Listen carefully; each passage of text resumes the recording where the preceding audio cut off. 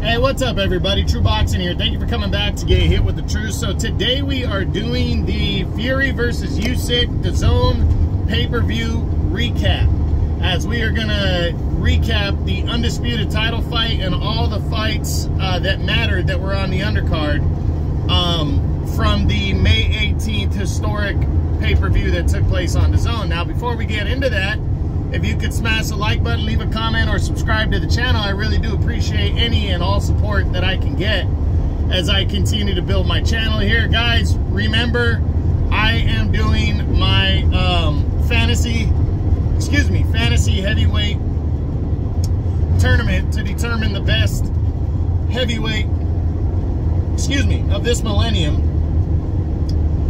That is going to begin within the next week, so make sure you're paying attention. I'm going to be posting that between Facebook and YouTube here, and we'll get more into detail. Now let's cover this card right here. So we start with the undercard, where Sergey Kovalev, the future Hall of Famer, 41 years old, battling, I think, Robin Safar.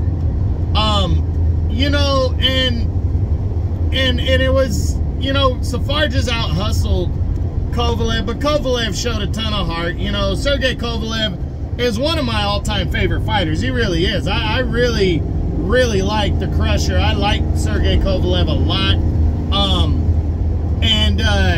I feel like he's not talked about enough, to be honest. You know, and I'm still a firm believer that he won that first fight with Andre Ward. And I still think that second fight, even though Ward got the one by stoppage, controversial because of those shots that he was landing. Those were low blows, but be that as it may, you know, Kovalev still the victory, a lot of great victories in his career. Unified champ, a 3-time light heavyweight champion. I mean, he was just something special, and I really enjoyed watching him fight. I was hoping for a victory here. I picked him to win, but he just couldn't keep up with the much younger Safar and got outworked, got put down late in the fight. But he showed a lot of heart, went out on his shield, and you know, dropped the decision. But I hope now that that's going to be a sign of a retirement announcement. Sergey's got nothing left to prove. He went out there, he showed a ton of heart, he kept banging, he kept throwing punches, and now I think it's time to hang him up. Safar, not really sure where he goes from this. You know, it is a credible victory for him. Definitely not worthy of getting him in the top 10, but, you know, definitely a significant win, and we'll see what he does moving forward. And it was also on a big card, so that matters as well. Next up, we talk about the heavyweight showdown that was a WBC eliminator that was between undefeated Frank Sanchez, undefeated Usyk Caballel.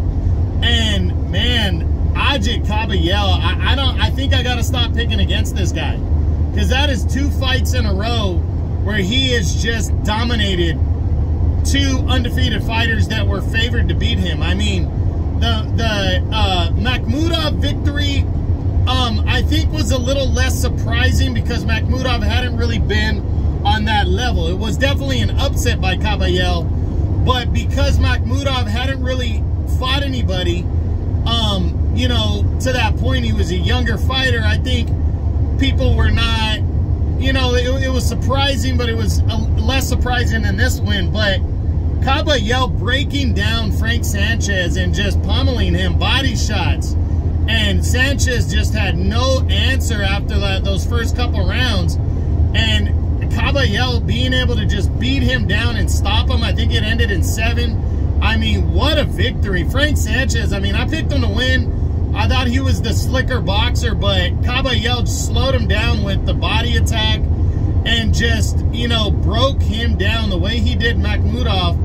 And just, I mean, what a victory for Usyk Caballel. I mean, it really was. He's in the serious mix now. You know, at some point you have to think he's going to get a crack at the WBC title.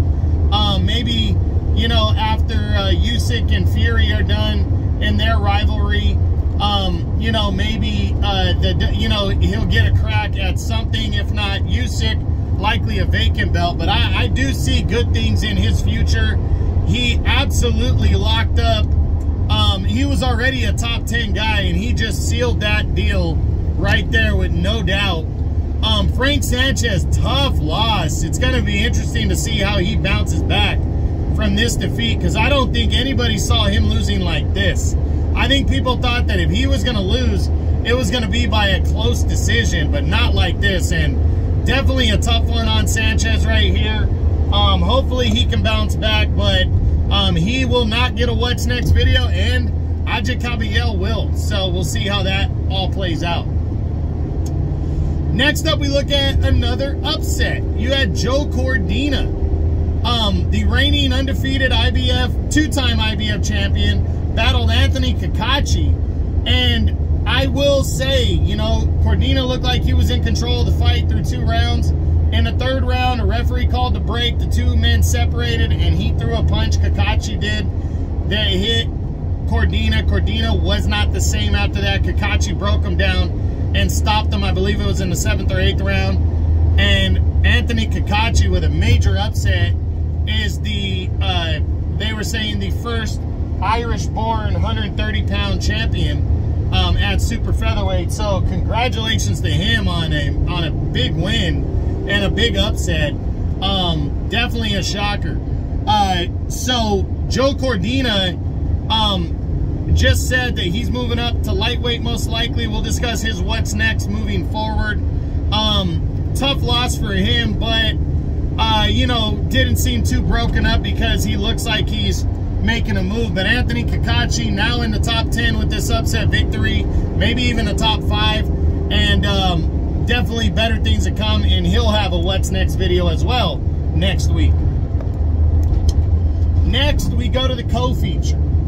The vacant IBF Cruiserweight Championship was on the line as Jai Opetaia, the reigning undefeated former champion, battled for former 3-time Cruiserweight champ Maris Bradis for the vacant title in a rematch from their 2022 bout that Opetaia won in exciting fashion to become, you know, to pull off the upset and become the champion. So this one, after a 2-year layoff, I really thought Maris Bradis at 39, 12 years the senior of Opetaia, I thought there's no way he's going to be able to pull this one off. And for the first, like, 8 rounds, Opetaia was just putting it on Maris Bradis. He was outworking him, outclassing him, but Bradis was having his moments, but then he turned on the heat after that and really poured it on, and had Opetaia definitely hurt,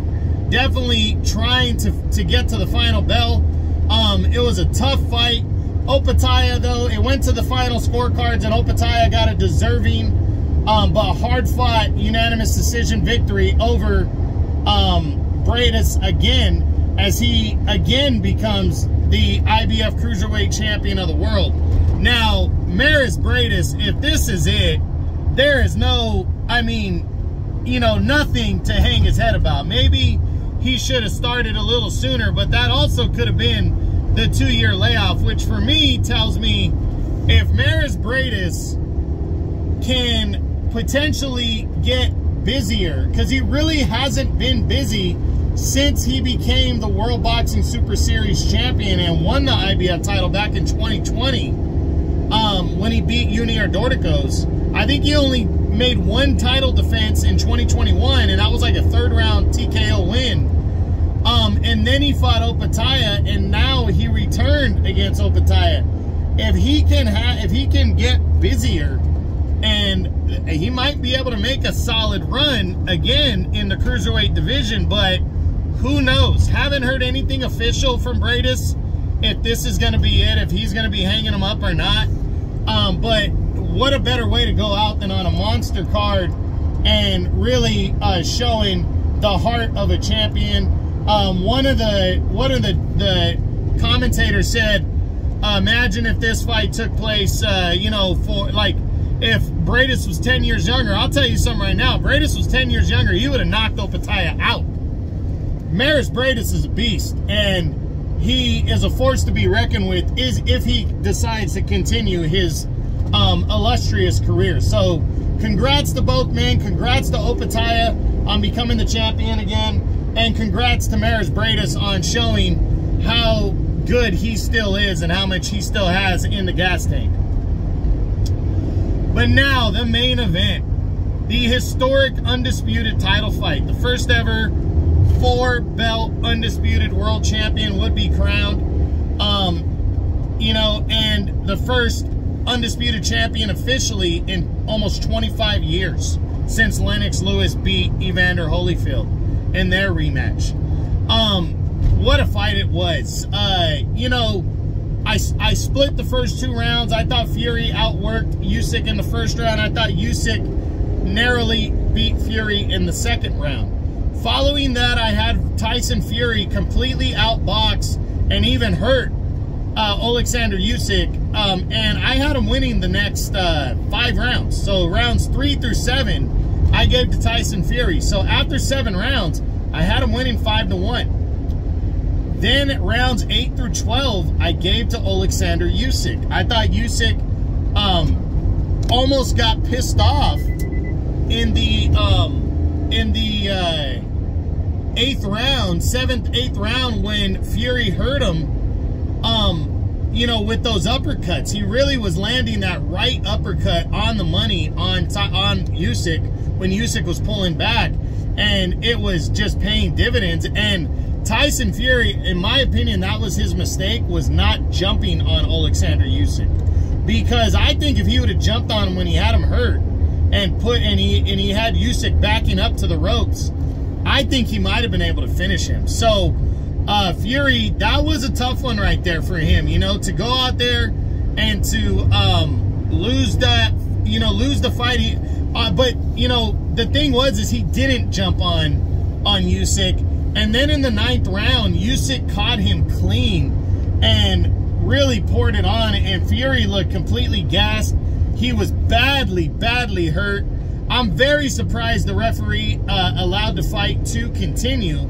I personally thought the fight should have been stopped, but in a fight of this magnitude, I'm kind of not surprised it wasn't stopped. But I had Usyk winning rounds 10 and 11 for sure. And then in round 12, it was close, but I thought Usyk outworked Fury. And that's why I gave Usyk the fight by 1 point, 114, 113. I had him winning this fight and becoming the undisputed world champion. Now, I am glad that the judges gave him the fight, and I'll tell you why. Because I think there would have been controversy about the 9th round if Tyson Fury would have won the fight. You know, I really do believe that. I think there would have been a lot of controversy there. Because let me liken it to another Tyson Fury fight, the first fight with Deontay Wilder. Now, the thing is Tyson Fury pretty much completely outclassed Deontay Wilder in that fight. But that 12th round, him getting up at 9, the ref allowing the fight to continue, it was close. I'm not going to lie, it was close. It was debatable. And I believe if they would have given Fury that fight, maybe it wouldn't have been as bad, because Fury did really outbox Wilder for the most part in that fight. But because that knockdown was disputed, in a sense, I'm not glad, because I felt Fury won, no doubt. But in a sense, you know, it kind of took away that controversy, if that makes sense, to an extent. Because there's still people to this day that feel Tyson Fury should have been stopped in that fight, and maybe he should have. But this one was similar in terms of the controversy of no stopping it, and of not stopping it. And you know, it was highly debatable. But you know, the fight went through. Fury showed a lot of heart in that 12th round, battling, making the round close. I thought there was really only about like 3 swing rounds. You know, I thought round 2, well, maybe rounds 1, 2, 7, and 12 were close rounds. But I was pretty confident in who I gave it to. Personally, I was picking, I wanted Fury to win. He was my pick. But, you know, so I really was objective, called the fight down the middle, and I thought Usyk, I thought the right guy got the win, but it was very close and definitely warrants the rematch, which is in the you know, it's in the contract. So, what a great fight. What a historic moment. Undisputed. Alexander Usyk absolutely deserves everything that comes with it. Congratulations to him. A fantastic comeback and performance. One other thing is, you know, I do like when the decision in a very close fight goes to the guy that dominated the second half of the fight. I really do prefer that. But you got to score every round even, you know, I mean, you know, at the same time, you know, for instance, I know some people might not like this analogy, but I remember when Oscar De La Hoya fought Felix Sturm. Oscar De La Hoya did great body work for the first 7 rounds. Sturm really didn't throw a lot of punches. I feel like Oscar won the fight 7 rounds to 5 because I thought Sturm took over from rounds 8 to 12 and won every round convincingly, but I thought Oscar won rounds 1 through 7. But Sturm closed the fight stronger. So it's kind of a, you know, pick your poison. I felt the same way about Kovalev and Ward. I thought the first 6 rounds with the knockdown, Kovalev won almost every round. I thought he won every round. And then Ward, in the second half of the fight, I mean, I felt like he still lost one of the last 6 rounds, but he won majority of those rounds, you know, and they did end up giving him the decision. So, you know, it goes back and forth. It really is based on how many rounds you win in totality. But, you know, it was a great fight. It was. I mean, it was a really action-packed fight. What I liked about this fight is, if you remember the last undisputed title fight, Lewis and Holyfield, both those guys were reluctant to pull the trigger. They didn't want to take risk in that fight. Both of these guys took risk. Both of them did. To become undisputed, that's how much it meant to them. And I felt like they left it all on the table. It was a fantastic fight and a great performance out of both men. Both are champions. And again, congrats to both. We'll do a what's next video if we have to next week. You know, if we know for sure that Fury is fighting Usyk again, probably don't need to, but we'll see. So that's it. That's what I got. That's my what's next. I mean, that's my recap from the Fury Usyk DAZN pay-per-view card. I hope you enjoyed the video. If you did, smash the like button, leave a comment, or subscribe to the channel. I appreciate any and all support. This is True Boxing. You've been hit with the truth.